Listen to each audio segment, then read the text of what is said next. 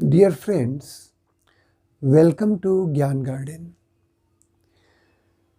You know, your Gyan Garden is committed to dispelling darkness, particularly the darkness that is clouding our rationality. You know, rationality is the thing which differentiates human beings from animals. So don't let your rationality be swamped by religion or by any other consideration. Let rationality reign supreme. सबसे ऊपर आप rationality को रखें. You know, Gyan Garden is not just about learning some words and expressions. No. Gyan Garden is all about holistic learning. आज यह जो learning शब्द है, इससे जुड़े हुए बहुत सारे हम कॉन्टेक्चुअल वर्ड्स को देखेंगे कि लर्निंग सिचुएशन में आप जब कुछ लर्न कर रहे होते हैं तो उसमें कौन कौन से वर्ड्स का इस्तेमाल होता है. Learning is not just reading. Okay, reading is one aspect of learning. तो फिर लर्निंग है क्या? लर्निंग ऐसा प्रोसेस है, learning is a process which brings about desirable change in your behaviour. ये सही लर्निंग हुआ. अब हम देखें कि whether we are actually learning और नॉट. अगर बड़े कॉन्टेक्स्ट में देखेंगे तो आपको लगता है कि सही लर्निंग बहुत जगहों पर नहीं हो रही है. सो हमारे ज्ञान गार्डन का मोटो है लर्न टू डिसर्न. मतलब इसलिए सीखिए कि आप अच्छे और बुरे के बीच, अच्छी बातों, अच्छी भावनाओं और बुरी भावनाओं के बीच, अच्छे थॉट बुरे थॉट के बीच आप एक रेशनलाइज कर सकिए कि कौन ठीक है कौन नहीं है. So motto of this Gyan garden is learn to discern. तो अब आइए हम देखें लर्निंग सिचुएशन में कौन कौन से वर्ड्स जो है प्रायः इस्तेमाल में आते हैं. सबसे पहले यह जो शब्द है रीडिंग. रीडिंग से आप लोग भली भांति वाकिफ़ हैं. सब कोई कुछ न कुछ पढ़ते हैं. तो रीडिंग होता है, रीडिंग का अर्थ होता है पढ़ना किसी चीज़ को, और इसका अलग से मीनिंग बताने का कोई ज़रूरी मतलब मैं नहीं समझ रहा हूँ. अब अगला वर्ड देखें ब्राउजिंग. ब्राउजिंग जो होता है वो कैजुअल रीडिंग होता है. यह सब खास करके आज एक जब आप इंटरनेट, जब आप मोबाइल वगैरह इसको आप देखते हैं, ऐसे ही कैजुअली किसी चीज़ को देखते हैं, सर्च करते हैं या जस्ट टाइम पास करते हैं, तो दैट इज़ कॉल्ड ब्राउजिंग. आप जो है जब सीरियसली किसी चीज़ को लर्न नहीं कर रहे होते हैं और ऐसे ही कुछ न कुछ उलटते पुलटते हैं, तो ब्राउजिंग केवल आपके मोबाइल या इस पे कंप्यूटर पे नहीं होता है. ब्राउजिंग को हम बुक्स के संदर्भ में भी इस्तेमाल कर सकते हैं. कई दफ़ा ऐसा होता है कि आप स्टेशन पर खड़े हैं और वहाँ पर आप किसी काउंटर पर बुक का जो खास करके काउंटर वगैरह है उस पर खड़े हैं और you are just browsing some magazines, browsing some newspapers. तो ब्राउज का मतलब होता है कैजुअली किसी चीज़ को देखना. वो बहुत उसमें ब्राउजिंग में रीडिंग ज़्यादा इसेंशियल नहीं होता है. ओके, तो ये ब्राउज शब्द जो है खास करके इससे अभी के पीढ़ी के सभी लोग वाकिफ़ हैं. But what is important to drive home here, यहाँ ये बताना ज़रूरी है कि ये ब्राउजिंग जो है it is not confined to your computer और मोबाइल और वेबसाइट्स और समथिंग. ब्राउजिंग हम बुक्स और मैगजीन्स का भी करते हैं. बस यूँ ही थोड़ा सा मन लगाने के लिए कुछ उलट पुलट लिया. Next word is flip through. Flip through आप देखे होंगे, कभी कभी हम पन्ना किसी चीज़ का पलटते हैं. तो हम ऐसे जब पन्ना किसी चीज़ का पलटते हैं, ठीक है, कभी कभी आप कोई मैगज़ीन पढ़ रहे होते हैं तो आप क्या करते हैं, I am just flipping through the pages. मतलब कुछ, ठीक है, मैं कुछ पेज ऐसे ही पलट रहा हूँ. तो फ्लिप थ्रू का मतलब होता है पलटना, पेज को पलटना, पन्ना को पलटना, किसी चीज़ को पलटना। और इससे फ्लिप चार्ट भी एक वर्ड है। फ्लिप चार्ट होता है जब हम किसी लर्निंग सिचुएशन में कोई चीज़ समझाना चाहते हैं किसी को, तो छोटे छोटे कैलेंडर जैसे बने होते हैं, पिक्चर्स होते हैं, उसको हम पन्ना पलट पलट करके दिखाते हैं, तो that is called flip chart. तो फ्लिप थ्रू का मतलब होता है पलटना, ठीक है, किसी चीज़ को जल्दीबाजी में उलट पलट करना। ओके, अब आइए हम देखें ये learn by rote. Learn by rote का मतलब होता है किसी चीज़ को रट करके सीखना, उसको एक एक शब्द उसका याद करने का कोशिश करना। तो जब हम बचपन में सीखते थे, टेबल सीखते थे, बचपन में हम कुछ अल्फ़ाबेट सीखते थे, तो उसमें जो हमारी लर्निंग थी that is learning by rote. तो लर्न बाय रोट का मतलब होता है किसी चीज़ को रट्टा मार करके सीखना, उसको कंठस्थ कर लेना। बट जैसे जैसे हमारी लर्निंग एडवांस होती है तो ये लर्न बाय रोट जो है उससे हम नहीं सीखते हैं, हम जस्ट चीज़ों को मेमोराइज नहीं करते हैं, हमारा फैकल्टी डेवलप होता जाता है। और ये लर्न बाय रोट जो है इसका एक लिमिटेड यूज़ है और कभी कभी इसे अच्छा नहीं भी माना जाता है। बट फाउंडेशन में हम खास करके हमारा जो लर्निंग होता है, जो हम रट लेते हैं किसी चीज़ को, उसको कहते हैं लर्न बाय रोट। अब जैसे बहुत सारे आप जब जीके वगैरह की तैयारी करते हैं तो उसमें लर्न बाय रोट का इस्तेमाल होता है। आप कंट्री, कैपिटल, करेंसी वगैरह वगैरह बहुत सारे जियोग्राफिकल फैक्ट्स को आप उस तरह से याद करते हैं, ठीक है। लर्न बाय रोट का मतलब रट्टा मार करके किसी चीज़ को याद करना, मेमोराइज करना। ओके, अब हम देखें अगला word decipher. DECIPHER, decipher.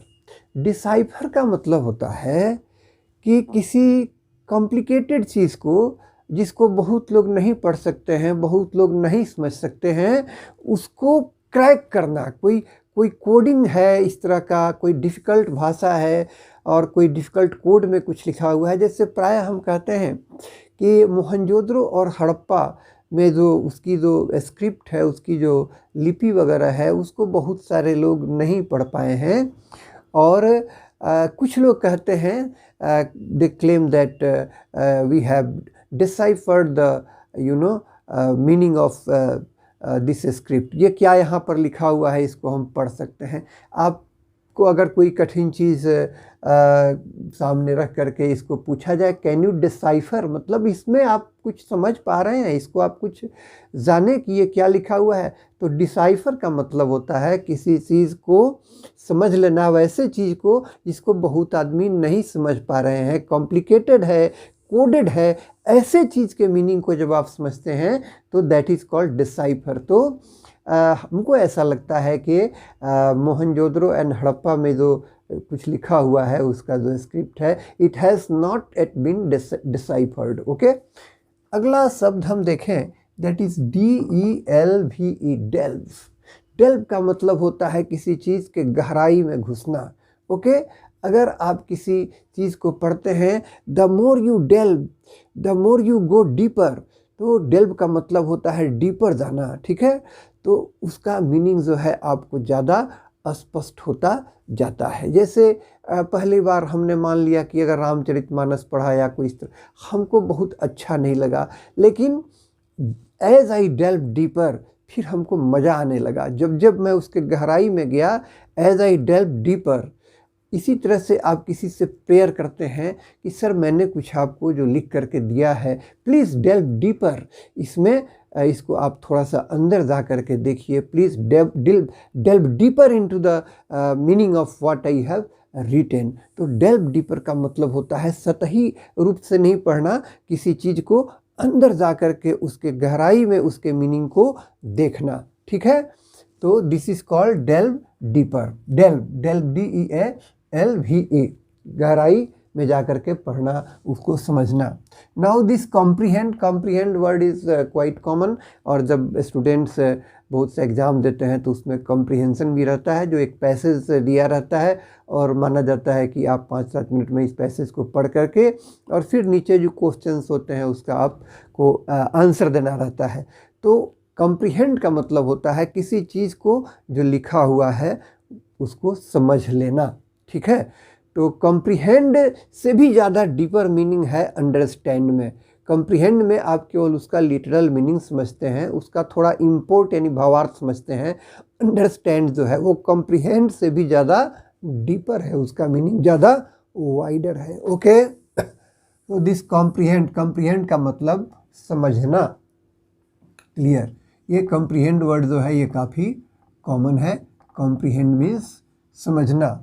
Okay, now understand जो है वो एक तरह का कॉम्प्रिहेंड करना होता है, लेकिन इसमें अंडरस्टैंड में आप इमोशनली भी किसी चीज़ को समझते हैं, वह भी इसमें शामिल है। अंडरस्टैंड जो है उसका वाइडर मीनिंग है, वाइडर मतलब वो जस्ट लिटरल उसका मीनिंग नहीं है, ठीक है।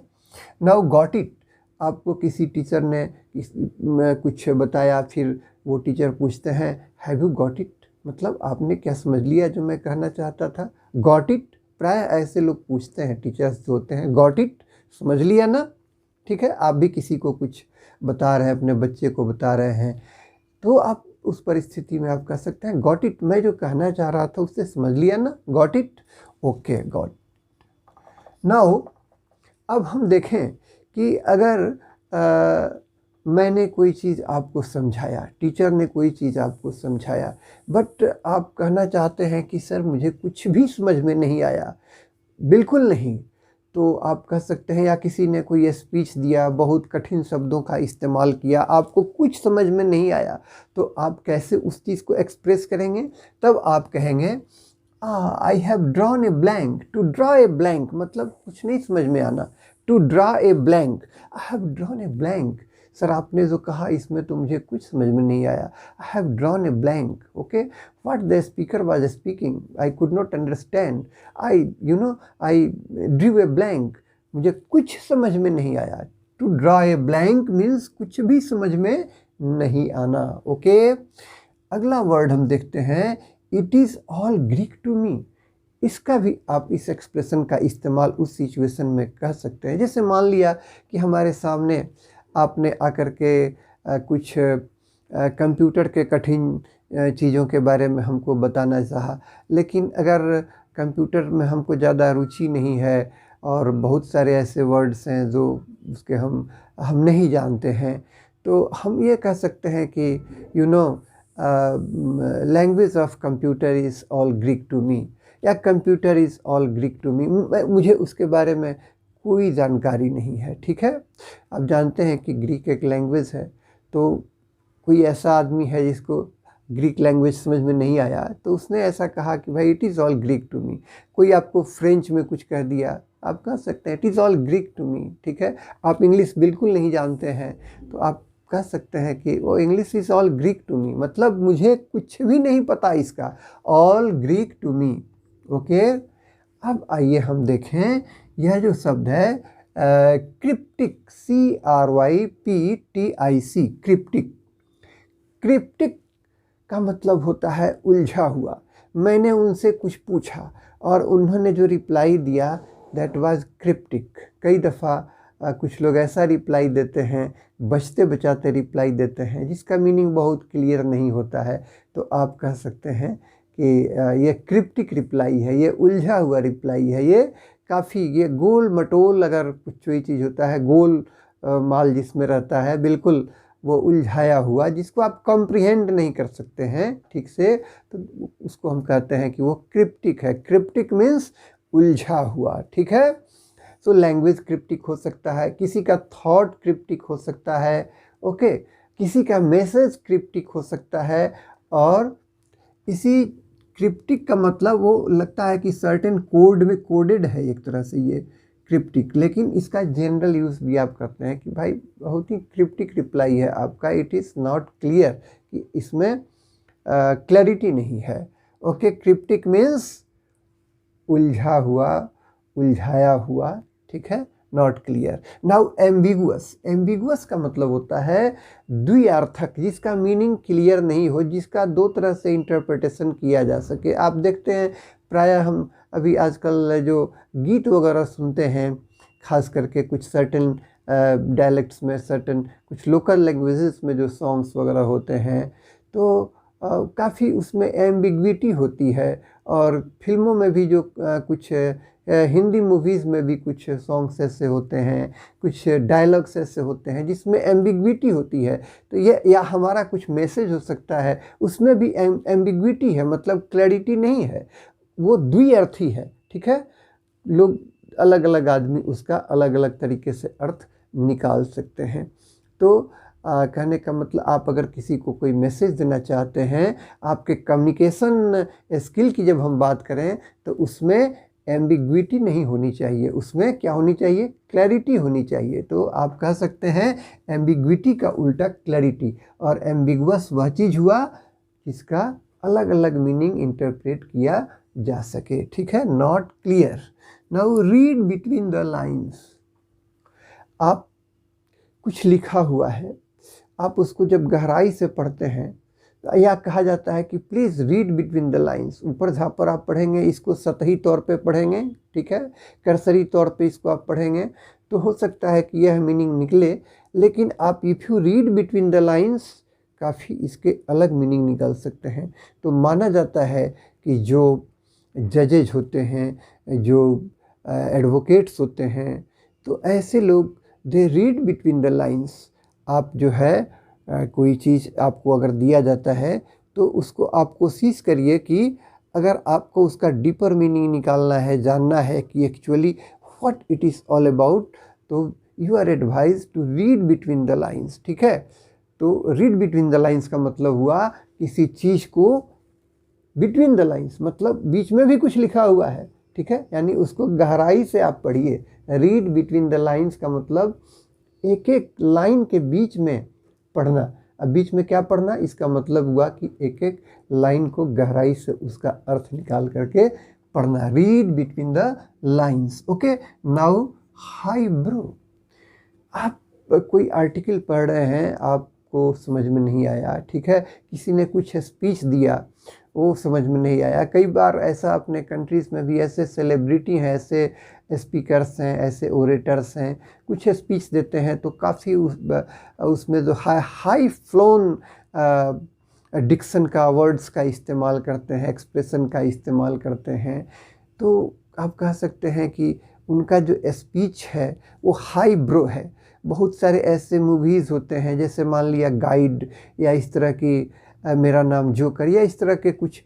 तो हाई ब्रो का मतलब होता है जिसको काफ़ी इंटेलेक्चुअल लोग ही जिस चीज़ को ज़्यादा समझ सकें, काफ़ी जिसकी लर्निंग जो है वो रिफाइंड हो, वो लोग उसको समझ सकें, वैसे आर्टिकल को, वैसे स्पीच को हम हाई ब्रो कहते हैं। हाई ब्रो सोसाइटी मतलब वैसे लोग जो काफ़ी अपने आप को इंटेलेक्चुअल शो करते हैं। ठीक है, हाई ब्रो। तो आप कह सकते हैं कि भाई हम सिंपल आदमी हैं, हमको बहुत हाई ब्रो ये स्पीच, हाई ब्रो लिटरेचर ये समझ में नहीं आता है। ठीक है, और हाई ब्रो का उल्टा लो ब्रो भी होता है, जो थोड़ा स्लैंग में इस्तेमाल होता है। ठीक है, हम उसकी चर्चा अभी नहीं करेंगे। तो कोई ऐसा चीज़ जो आपकी समझ से लगता है कि बिल्कुल ऊपर से गुजरने वाला है, तो आप कह सकते हैं कि भाई it is all highbrow. No, ये हमारी समझ से बाहर का है। नाउ पेडांटिक।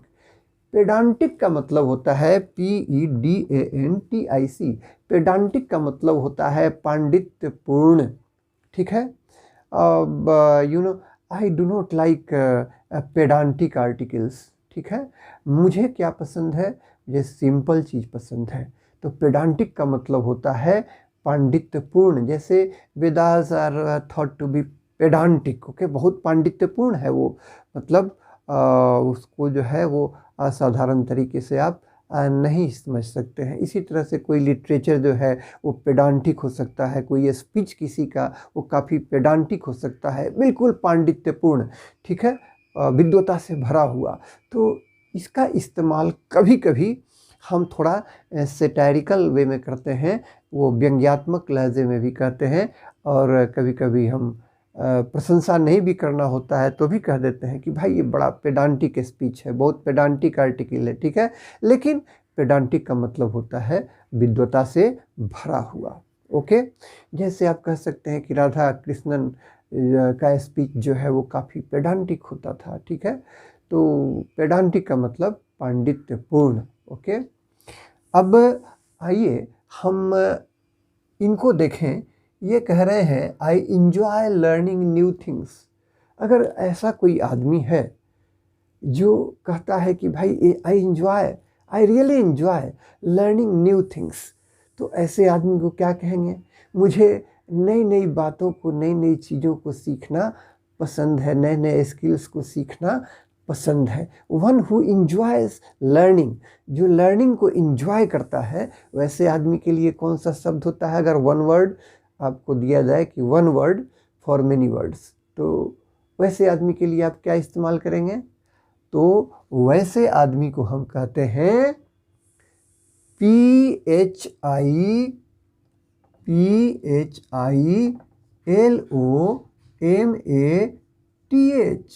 इसको आप ब्रिटिश प्रोनाउंसिएशन में कहेंगे फिलोमैथ, फिलोमैथ, और अमेरिकन प्रोनाउंसिएशन इसका होगा फाइलोमैथ, मतलब वन हु इंजॉयज लर्निंग, ठीक है। एक दूसरा वर्ड होता है फाइलोलॉजिस्ट, मतलब उसका केवल इसको लिटरेचर जो है वो ज़्यादा पसंद है, ठीक है। लेकिन ये फाइलोमैथ का मतलब होता है, अमेरिकन प्रोनाउंसिएशन फाइलोमैथ, फाइलोमैथ का मतलब होता है जिसको लर्निंग का जो इंटायर प्रोसेस है वो बहुत पसंद है, और वो चाहता है कि हम हमेशा कुछ ना कुछ सीखें, ठीक है। तो आज आशा करते हैं कि आपने कुछ सीखा, और अगर आपको यह सेशन अच्छा लगा हो तो please do like this video and subscribe to my channel. Thank you.